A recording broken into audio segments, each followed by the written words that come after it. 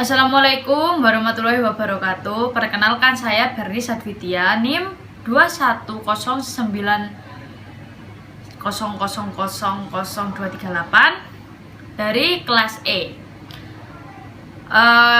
Kali ini saya akan mempresentasikan guna memenuhi tugas UAS kognitif dengan tema materi yaitu model teori pemrosesan informasi Atkinson dan Shiffrin. Jadi di gambar ini itu informasi diterima oleh manusia melalui indera.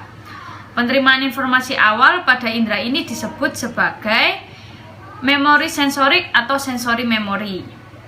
Nah, kemudian menurut penelitian, informasi dari penglihatan hanya dapat bertahan kurang dari sedetik di memori sensorik, sedangkan informasi dari pendengaran dapat bertahan 3-4 detik.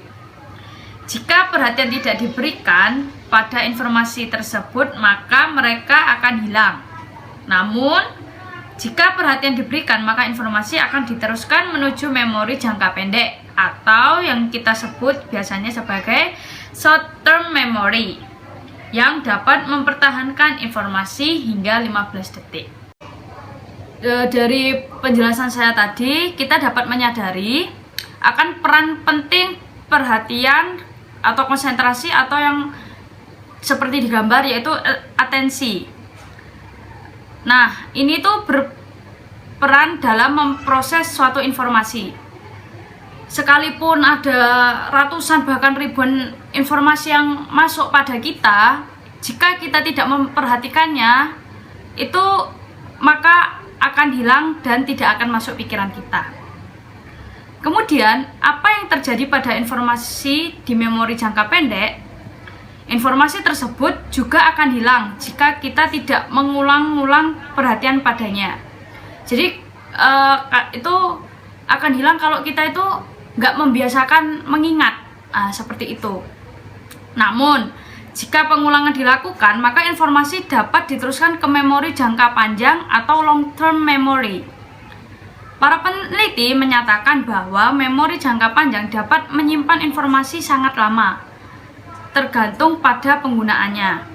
Jika teknik untuk meneruskan informasi ke memori jangka panjang adalah melalui pengulangan, kita menyebutnya sebagai proses menghafal atau mengingat.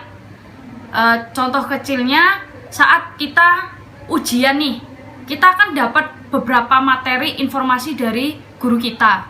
Nah, di situ kalau kita memperhatikan informasi yang diberikan, terus kemudian kita juga mempelajarinya, mengulang, menghafal apa yang disampaikan dosen tadi, itu pasti kita akan mudah mengingatnya. Itu tersimpan di long term memory kita. Kemudian selanjutnya, cara kedua untuk meneruskan informasi ke memori jangka panjang adalah dengan memahami atau encoding. Maksudnya adalah menghubungkan informasi baru tersebut dengan berbagai informasi lama yang telah kita miliki atau tersimpan dalam memori jangka panjang sebelumnya. Cara kedua ini diyakini membuat informasi dapat lebih tahan lama di memori kita. Selain itu, dengan memahami, maka semua informasi akan lebih bermanfaat dalam aplikasi kehidupan sehari-hari. Ya, contoh kecilnya, kita tuh nggak hanya belajar menghafal untuk mengerjakan ujian sesaat. Nah, di cara kedua ini kita lebih menekankan untuk terus-menerus memahami materi yang disampaikan guru tadi. Ya, kalau kita paham, pasti selamanya juga akan mudah diingat dan dihafal kan. Nah, kayak gitu contoh kecilnya. Kita paham, kita pasti lebih mudah menginterpretasikan dalam kehidupan sehari-hari, kayak gitu.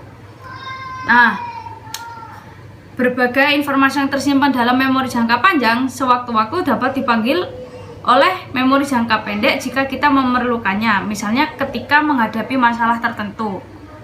Dan hingga saat ini para ahli belum dapat menentukan secara pasti berapa kapasitas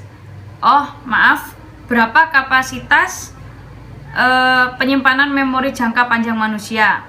Karena itu dikatakan bahwa kapasitas memori jangka panjang kita tidak terbatas. Ya, dalam artian manusia itu kan juga makhluk yang nggak sempurna gitu. Jadi ya bisa sewaktu-waktu sekalipun kita memahami suatu hal, menghafal suatu hal itu juga akan bisa hilang. Seperti itu. Jadi bisa hilang, tetapi suatu saat jika kita ada tekanan, itu pasti ingat lagi, muncul lagi, ada terjadi pengulangan. Nah, sepemahaman saya seperti itu tentang model materi tentang pemrosesan informasi Atkinson dan Shiffrin ini. Baik, sekian dari saya. Terima kasih sudah menyimak video ini. Semoga bermanfaat untuk kalian. See you, sampai jumpa, dan wassalamualaikum warahmatullahi wabarakatuh.